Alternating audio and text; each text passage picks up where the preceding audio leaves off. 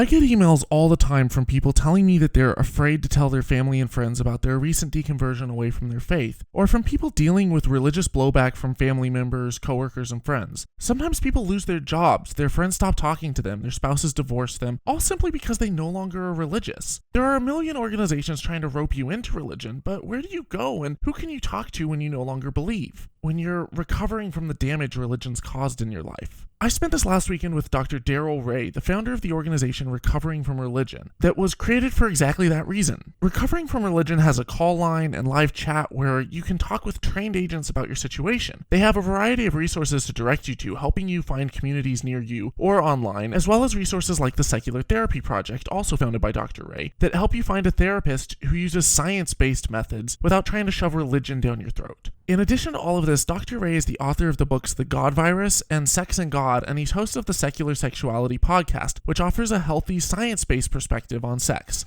I'm very excited that I'm able to share this conversation with you. So without further ado, I give you Dr. Darrel Ray.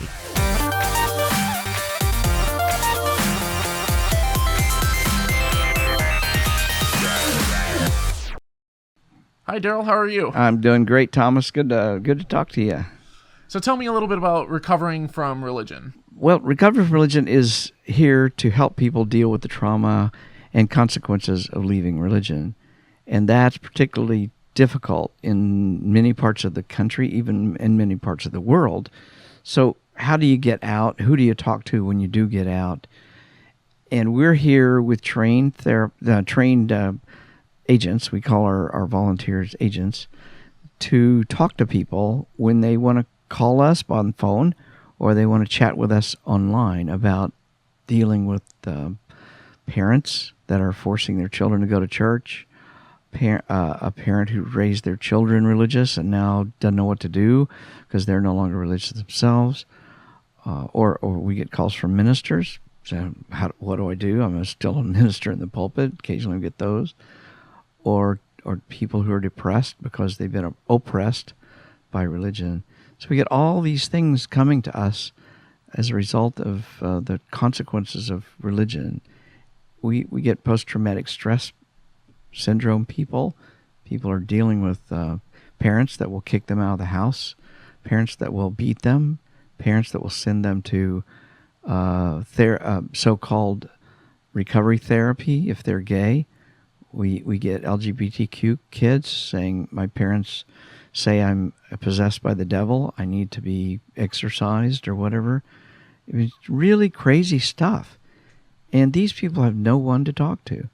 So Recovering from Religion is the only organization on the planet that will help you get out of religion or deal with the consequences of leaving.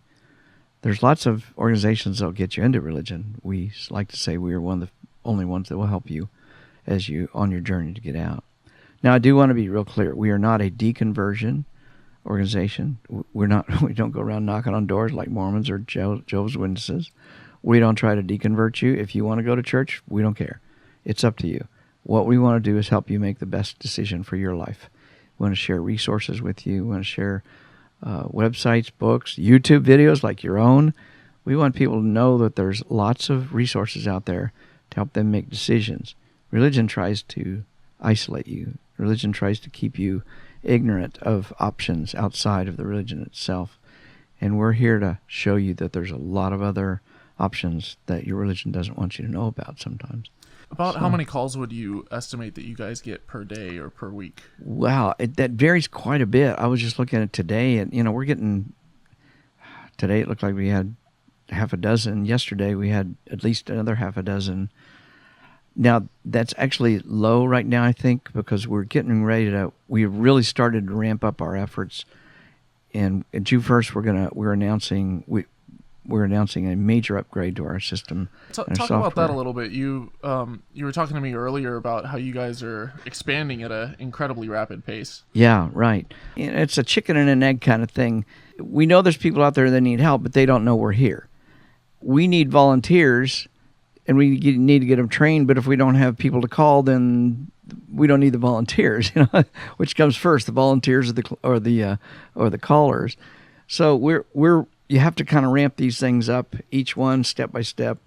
And we right now have dozens of volunteers that are really well trained and waiting and ready to take chats. And as we get the word out, we've actually been doing the chat line piece for over a year. We've been doing the phone line piece for over 2 years. And we've really gotten a wrap around how that works. And recently we went through we're going through a major upgrade in our system so we can take more callers, we can take more chatters. And we've been really pushing a lot more training, better training, good supervision of our trainees, and opening our system up so it's easier for everybody to use, easier for our clients to use, easier for our agents to use as well. So that's what's going on, and it really kicks off June 1st, which is just right around the corner. So you have a background in religion as well as in psychology, correct? Right. My doctorate's in psychology. And your master's was in religion. I was going to be a minister. I went to seminary, Scarrett College for Christian Workers in Nashville, Tennessee. It doesn't exist anymore, by the way. Did you go through a phase in your own life in which you felt like you had to recover from religion? Let's put it this way. I suffered from the consequences of religion. All my parents were fundamentalists. All my grandparents were fundamentalists. Dealing with the religious bullshit that was around me was a constant problem. And then being married with 2 kids and trying to help raise those kids without the influence of the fundamentalist people around them was always a challenge. So I'm not sure I did, but I had a lot of consequences, a lot of issues to have to deal with. You identified as a Christian up until, you said, around 1988, correct? Yeah, I was almost 40 years old when I finally probably moved totally out of Christianity and identified more as an agnostic at the time. But at that time, there was still an extremely heavy stigma, more so than there even is now, against atheists. Yeah, my grandmother was a real stickler, fundamentalist. The Bible is inerrant kind of a person.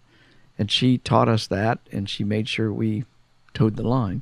If you dared challenge Granny on it, you'd get switched, and she would make you go cut the switch down, so you could get your proper switching from Granny for having. She just hated atheism, hated atheists, hated Madeline Murray O'Hare, because that was in my teenage years. Madeline Murray O'Hare got the prayers thrown out of school, although they still do it in some schools, I've noticed. But yeah, it was an interesting time to be alive when I was a kid and learning about the religious stuff in my life. It never quite made sense, but when you're surrounded with it, you don't know anything else. I mean, for example, my parents taught me English from the day I was born. I never asked them, why aren't you teaching me Chinese or German? It never occurred to me. Well, that's kind of the way religion is. You just absorb the religion that's in your household, just like you absorb the language that's in your household. And until you meet somebody who speaks another language, you don't realize, oh, there's different ways of speaking. And then you meet somebody with a different religion, you say, oh, there's a different way of being religious.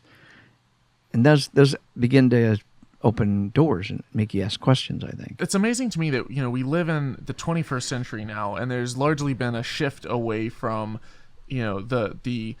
this association of atheism with, godless communists, and, right. If you're an atheist, then, you're this horrible Nazi or whatever. And all of a sudden now, the people, when you think of atheists, you think of Bill Gates, who's, the biggest single philanthropist in the world. You think of Elon Musk, who's doing incredible things to promote, clean, renewable energy, space exploration. And I think that the mindset is shifting, and it's becoming more normalized. But it is. But you still face a massive amount, even here, in the States. Is it predominantly in the South, or do you get a large amount of calls as well from northern states? Our calls come from literally all over the world. We got a call last week from South Africa. Well, it wasn't a call; it was a chat from South Africa. We get calls. I've seen calls come in from England as well. But no, a lot of ours come from the South. I'm not going to say that. They don't. Wherever you find fundamentalist religion, you find people trying to deal with that. We get a lot of calls and have had a lot of chats from Mormons or ex-Mormons, people leaving the Mormon Church. Mormon Church is collapsing right and left. And sometimes there's no one to talk to about that. And, in Jehovah's Witnesses, when you leave, you lose everything. You can lose your children, you lose your family, you lose your parents, your wife, husband, So there's a heavy price to pay for leaving some of those more cult-like religions. And that's why Recovering from Religion was founded in the first place. Back in 2009, about 3 months after I published The God Virus, I got just overwhelmed with requests for help from people all over the United States who were reading the book and saying, I love your book, but I need somebody to talk to. So I announced a meeting, just put it on Meetup 1 week ahead of time, a meeting at the local IHOP that had a little meeting room in the back. And I said, anybody who wants to come. And 11 people showed up. And I only knew one of those 11 people. 11 strange people show up, and I asked 2 questions. I say, how were you hurt by religion, and how did you benefit when you left religion? And 3 hours later, the restaurant manager is kicking us out because they're closing. And I thought to myself at that moment, wow, I have a tiger by the tail. These people need to talk about this stuff.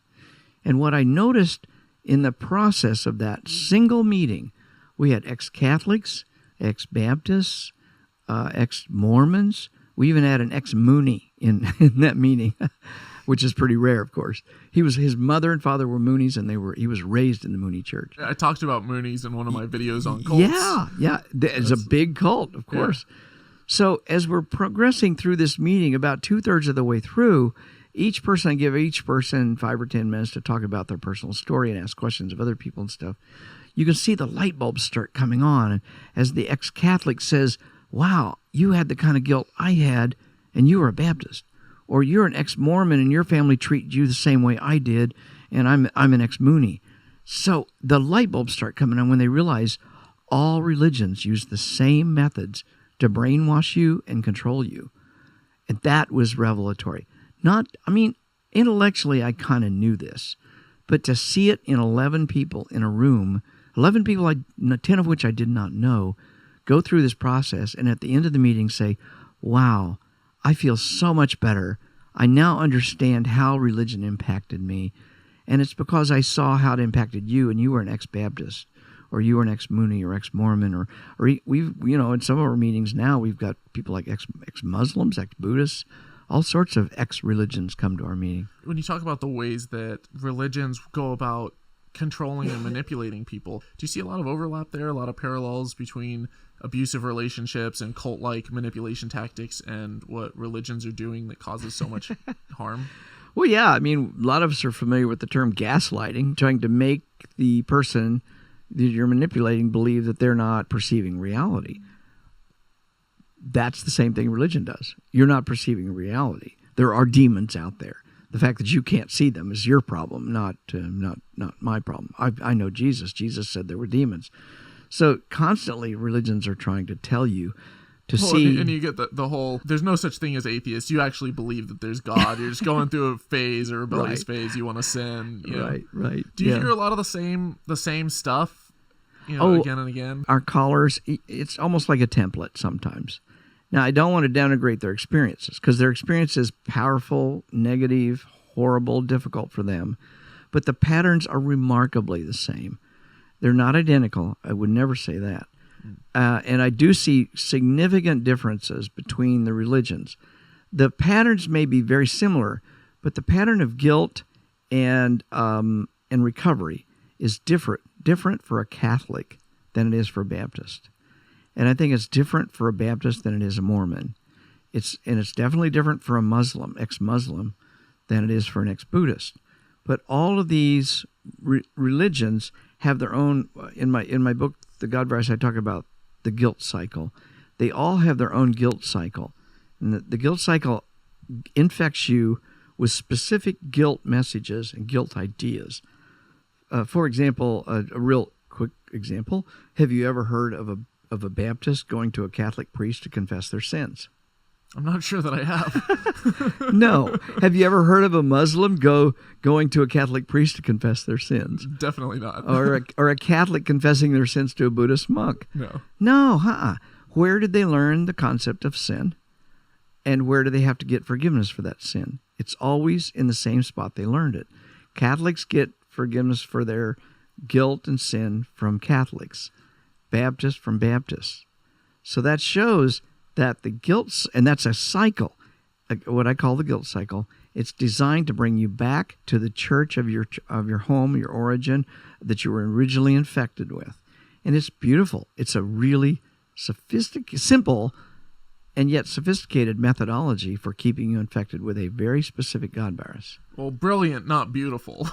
Yeah, brilliant. It's kind of sick when you think about how, they're both providing the disease. They're telling you that you're broken and you're sinful and you're horrible, and that they're the only ones that have the solution and the cure. Right, exactly. So they keep you trapped in this cycle that you're talking about. Right. And one of our strategies at Recovering from Religion is to help people find others who are experiencing the same thing or have experienced the same thing, or to find stories and tell stories. For example, in our podcast, the Recovering from Religion podcast, almost every week, Scott and Emily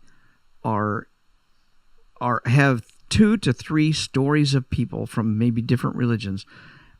They phone them in. They send them in recorded saying, here's how I got out of religion. Here's how I was impacted. So our listeners can say, okay, I was an ex-Baptist. That person's an ex-Baptist. Their experience sounds like mine. The Mormon may not identify with that as much. But so we have a Mormon story. We try to put as many of those stories up as possible. And in our blog, we have a blog called Excommunications. That's the name of the blog. I think it's rather creative. And in the blog, we also have story after story of how people experienced religion, how they got out of it. We think one of the ways to help yourself recover from religion is to just understand you're not the only person this has ever happened to. There are other people, even within your same cult, in your same cult or your own same religion, and they have successfully negotiated their exit from that religion. That's a big part of our strategy. What would you say to someone right now who is maybe going through a difficult time, possibly suicidal, either a spouse is on the verge of leaving them, maybe they just lost their job?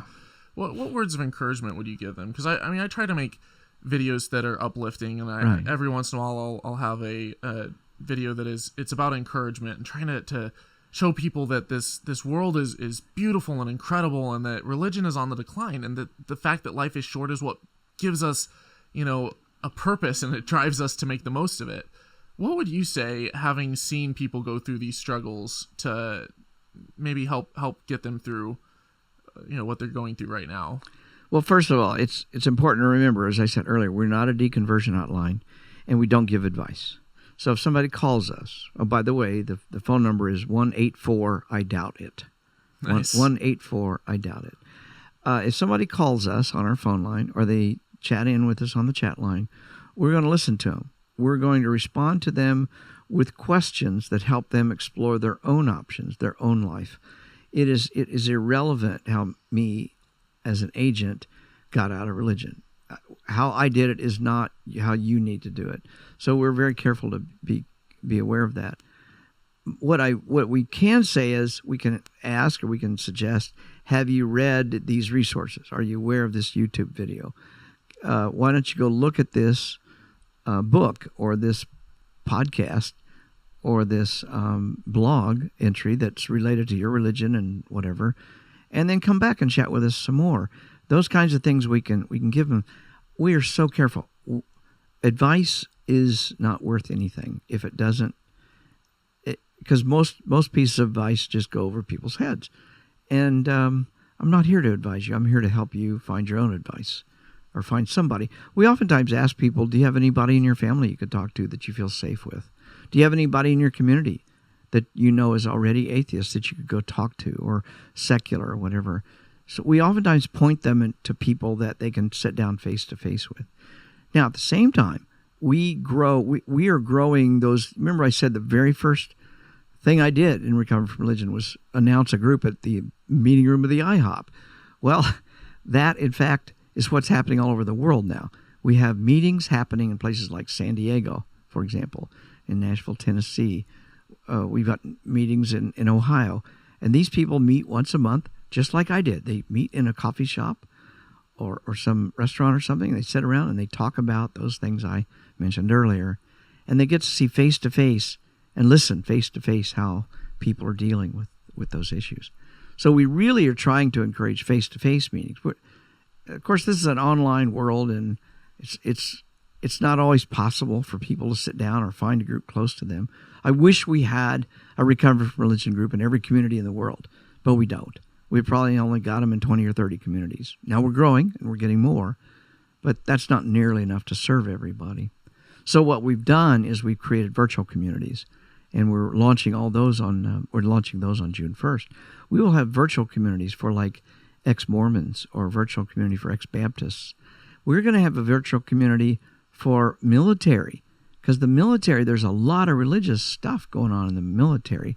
And if you're an atheist in the military, where do you go to talk to people about that kind of thing?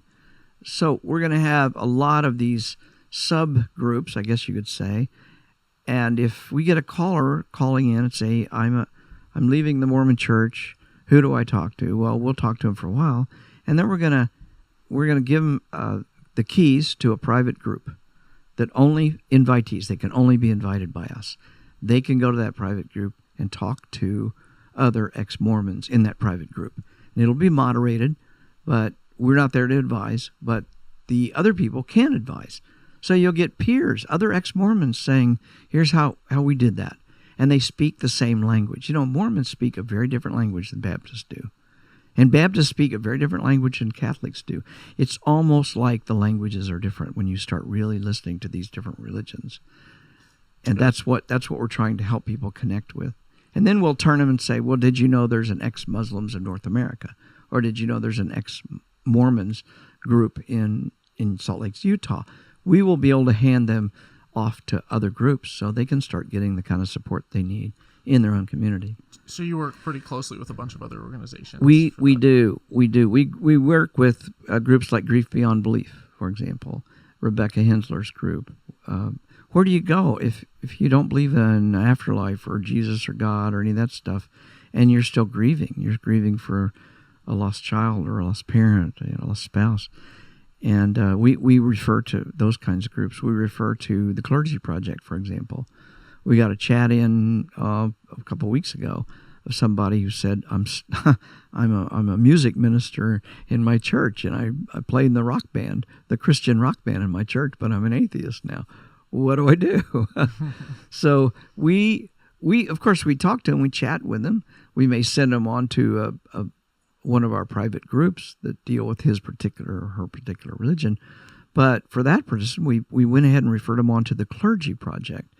Now, many people think Clergy Project is a part of Recovering from Religion. It is not. We're totally separate organizations, but we work really closely together, and we support one another a lot. We have another really important program in Recovering from Religion called the Secular Therapy Project. Tell me a little bit about the Secular Therapy Project. Recovering from Religion is an umbrella organization. It's a 501c3. We've got our own board of directors. Underneath the board of directors is the helpline and chat line that I was talking about earlier, but that's a sub-program of Recovering from Religion. Underneath that same umbrella are the local meetup groups that I mentioned, like the one I had in IHOP. And then underneath that same umbrella is the Secular Therapy Project. It's just one of many programs, key programs, although, really important program for us. And the Secular Therapy Project is I started it in 2012 because I saw the need for people to be able to find therapists that were evidence-based and secular. There's a hell of a lot of therapists out there that are really poorly trained and that put their Jesus above their therapy, above their ethics. So I was getting calls and emails from people saying, the last two therapists I've had sent me back to church, or thought I should pray, or told me my atheism was the cause of my mental illness. Well, that's just bullshit. That is wrong. That's unethical. And it's certainly not evidence-based. So I endeavored to try and help them. I would try to help somebody in New York City or Alabama find a therapist, and I couldn't do it. Now, if I can't, I'm a PhD-level psychologist. I've been doing this stuff for 40 years of my life, and even I can't find a secular therapist in Birmingham, Alabama, because if you go to their website, a secular therapist's website, and you look, they'll say, I'm a Christian counselor, or I keep God in my practice. Over and over again, you'll get that. And even if they don't say that, it's no guarantee that when you walk into their office, they won't have a rosary in there or a Bible in there. Or even if they don't do that, sometime they may say, have you tried prayer? Or have you talked with your pastor about this? Yeah, any of that kind of stuff, which is just ludicrous to a well-trained therapist. So what I did was I started the STP, the Secular Therapy Project, and I started registering secular therapists. I went out and I said, if you are a secular therapist that uses evidence-based methods, find us and we'll vet you. And we do. There's 4 of us. There's 4 on our team. I'm no longer on the team. I've stepped back. Dr. Koolaid Black is now the director of the Secular Therapy Project. I was the director for the first few years. But he's doing a super job. He's a professor at Northern Oklahoma University in Oklahoma. But Dr. Lack and his team now will take the application, we'll look it over carefully, we'll ask questions of the applicant, and the applicant has to prove to us that they're secular. And there's a number of ways they can do that. They can say, well, I belong to a secular group, or I give money to the Freedom from Religion Foundation, or something like that. And then they have to prove to us that they use evidence-based psychotherapy methods. And that oftentimes can be seen by what they say on their website. And once they pass that hoop, gotten through that door, then we let them into our database. On the other side, a client says, I live in Alabama, I live in Birmingham, I need a therapist, and they can go on and register. Very simple registration at seculartherapy.org. That's where you go, seculartherapy.org. And you can register as a client looking for a therapist, and when you put your zip code in and you do a search, you'll find that there's maybe 3 secular registered therapists in our database. This is all confidential, so you're not publishing their data. You're just connecting the two. Exactly. It's like Match.com or eHarmony. Those dating sites. Without showing the profiles to everyone, you're just linking up a therapist with right. Whoever's looking. Exactly. Well, if you're dating, we set it up exactly like a dating site. Okay. If you've done internet dating at all, you know that both sides are anonymous. There's no phone numbers. There's no emails. There's not even any photographs if you don't want the photographs. And you can exchange emails through their system until you decide, well, we're going to go have our first coffee date. Well, that's kind of the way it works here. You exchange emails. You find that there's 3 therapists near you. You send the email to the one that has the specialty you want, maybe marriage and family, maybe anorexia, maybe eating disorders, something like that. If that's their specialty, you would email that. And then they would respond and say, yes, I can help you, or no, I can't. And you'd go back and forth until you decided to make an appointment. Or the therapist says, why don't you give me a call on my phone? And they send the phone number. Both sides are protected. Now, here's why we obviously protect the clients for reasons that are pretty obvious. People want to maintain their confidentiality. But why would the therapist want to maintain confidentiality and anonymity? And the reason is because somebody in Birmingham, Alabama, that says, I'm a secular therapist, would lose their entire practice. Churches, ministers certainly would not refer to them. Judges in Alabama would not refer to them. Schools wouldn't refer to them. In other words, all the referral sources for mental health support would dry up the minute they knew you were an atheist psychologist or you were a secular psychologist. So we have to protect those people. It's too bad. It's really, it's really... You dealt with some of that, yourself in your own work as well when you published the God virus. Yeah. Oh, yeah. I got a huge blowback within corporate America. My clients who knew I was not religious once I came out as an atheist and published a book on it. What percentage of your clients did you lose? Oh, all but 2. Pretty much 80-90% of my clientele disappeared. People I'd known and worked for 20 years. Just like that? Just overnight, yeah. Wow. Now, it's not a sad sob story. I'm not saying people should... that's not my purpose. I'm just saying but there are consequences, and even for psychologists. Yeah. But when you're approaching this, you're doing it from the perspective of someone who has seen firsthand some of the stakes that are at play. Oh yeah. And the value of keeping some of this stuff confidential and protecting people's information. Right. Yeah. So we like the Clergy Project, for example, is very careful to maintain confidentiality because they don't want out. Some of those ministers are still preaching from the pulpit every Sunday, and in the community, a psychologist may still, may have contacts with say Catholic Charities. Catholic Charities refers to them. So they've got to protect. Now, Catholic Charities may not think they're Catholic. I mean, they could be a psychologist and still work for Catholic Charities maybe. But ultimately, Catholic Charities is not going to send them any clients if they find out they're secular or an atheist. So that's why it's important for us to keep that as confidential as possible. Well, if there's one thing that we've missed that you want to talk about, what would it be? Well, I'd just like to encourage people to go to recoveringfromreligion.org and just look at us, see what we've got to offer, because someday you may need it, or you may know somebody that needs it. You may be in a Facebook conversation with somebody and they're expressing dismay about their religion or their family or something, and you would say, "Oh, I have a place you might be able to go." So just familiarize yourself with who we are and what we do. Also, if you want to hear these kinds of stories, you can go to the Recovering from Religion podcast and just hear all sorts of interesting things, interesting people, interesting stories about leaving religion. And our blog is always got interesting stories as well. It's on Patheos as well. How can people pitch in if they want to help you? Would it be is there a way that they can support your work financially, or that they can volunteer? There's two things I would really encourage people to. Obviously, go to the website and hit the donate button and shoot us a few bucks. Even $4 a month would really, really be helpful. It gives us opportunities to reach out. Our big push here in the next 6 months is to reach out. I know this sounds kind of weird. We want to reach out to the religious world. Now, when you think about it, many of the people watching this video right now are in our secular bubble. I doubt if there's a lot of Baptists watching right now. But, I mean, if there are, I'm glad, because now they're being educated about some things. But we, as Recovered from Religion, need to reach out and let people know. People are sitting in the pew right now. We need to let them know we exist.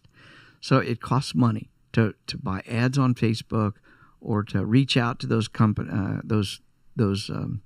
churches, not the churches, but when you get on Facebook and you start talking, you get these ads over here, and if it's a certain subject matter, the ad might come up. Well, we want to be those ads. If the subject of religion's coming up, we want to be one of those ads. It says, well, click here and you can get help with leaving religion or whatever.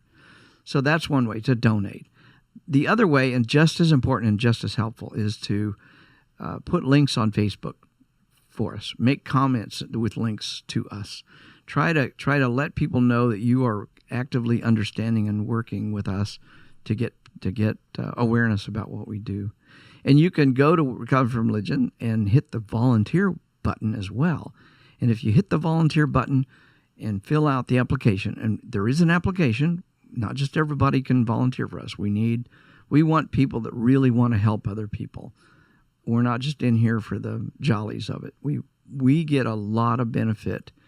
When I watch a chat, every day I look at the chats and I see a chat come through of somebody who's incredibly disturbed, maybe very afraid. Before we started this recording, I read to you a chat that happened just today. Yeah, that was a guy who was dealing with suicidal ideation. Exactly. That's pretty damn scary. And that was religious blowback from his own family members. His family, right.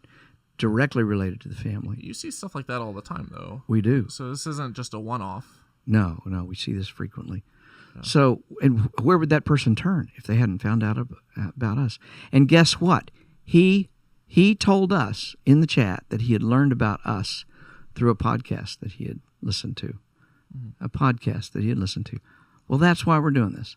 And we need volunteers to answer him when he comes back and chats with us, or people like him when they call in to talk. So go, and we've got great training. We got great supervision. When you work with RFR, you get really good training, and you get the opportunity to see in writing right before your face as you do the chat, people's stress go down and relief go down.